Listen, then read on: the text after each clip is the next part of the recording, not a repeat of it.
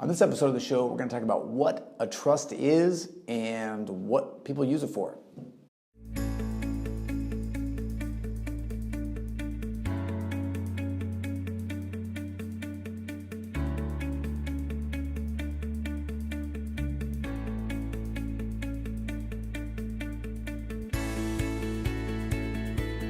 Creating wealth, protecting families, building legacy.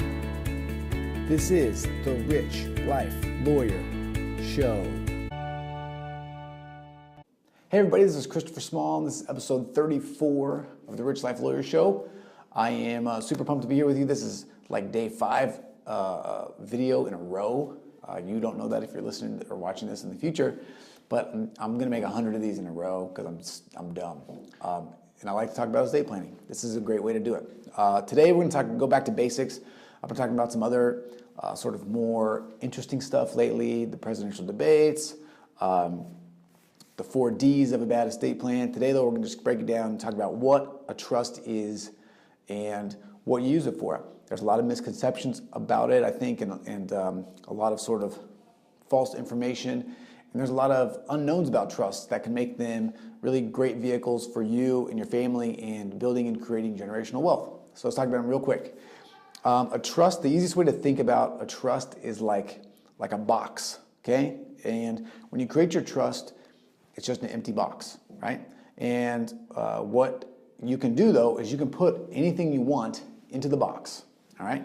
And you can create a bunch of rules surrounding how everything in the box is treated, okay? That's the cool thing about a trust. So you can put a bunch of money in there, for example, and you can dictate that the money can't be used for anything except Seattle Mariners tickets, okay? You could do that if you wanted. I don't know if you would want to, particularly since the Mariners are no good, but you could do that if you wanted to.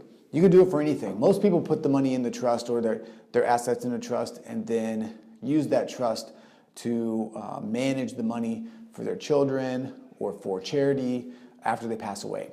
You can have trusts that exist while you're alive and work for you. You can have trusts that do all sorts of different fun, interesting things. But the important thing to remember is that when you put stuff into the box, that is the trust, then the trust actually owns that asset. It owns whatever you put in the box. And the trustee, who is typically you, is the person that manages everything in the box. The beneficiary is the person that benefits from whatever is in the box. Okay, so in our example, the people that you buy the Mariners tickets for, they would be the beneficiary. You, who would choose where to buy the tickets, what place you want to put them, that's what the trustee would do.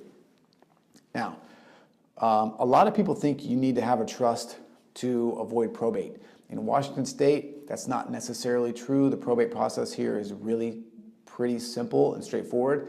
And you can use other alternatives to avoid probate entirely for the most part. And maybe we'll talk about those in the next video. But when trusts really come in handy is if you have kids or if you have anyone in your family that has a special need that you want to take care of, if you have a charity that you want to promote and support in life and afterlife, trusts are great vehicles for that. When it comes to kids in particular, if you don't create a trust and something happens to you before your kids turn 18, when they turn 18, they will get a huge, big fat check for whatever you give them. They can use that however they want. Creditors can attach themselves to that money, and 9 times out of 10, it gets blown, I think, within 3 years. Inheritances are typically spent. You also have those instances where bad people find your family and try to make them create special investments, right? Which basically suck all the money out of their account. Now, the one thing that people hate about trusts, no one wants to create trust fund babies, right? We hate.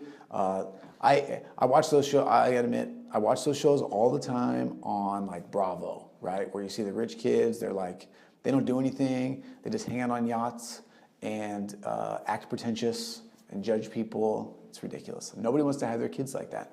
And I think a lot of people believe if they put their money in a trust and then give it to their kids, that they're going to turn out like those people. And it doesn't have to be that way. You can set your trust up so that money is loaned to your kids for very specific reasons. It can be used really to create opportunities and eliminate barriers to entry. That's what I typically talk to my clients about when it comes to trust creation and trust funding.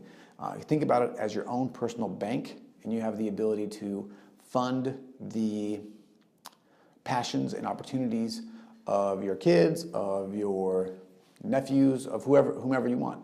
And the trust continues to be around forever, continues to build, and it continues to work for you and your family and promote not just your kids' passions, but your traditions, your values, your morals, right? What's important to you. That's what a trust can do for you. All right, so that's sort of the short and sweet of it. If you want to know more about that, you can always call me, 206-659-1512. You can email me, chris@cmslawfirm.com. I also have a webinar that goes sort of into more depth with this every week. You can access that by going to cmslawfirm.com/family-planning-registration, I think. That's a long one. If you're on YouTube, the link will be below. If you're on my website, the link will be there. If you're on Facebook, the link will probably be in there too. So just look around for that. If you wanted to learn more, it's about an hour, and I go in depth and show you how you can use a trust to create generational wealth, build legacy, do all kinds of really cool, interesting, fun stuff, and basically create your super family. So that's it for today. Thank you for being here, and I will talk to you tomorrow.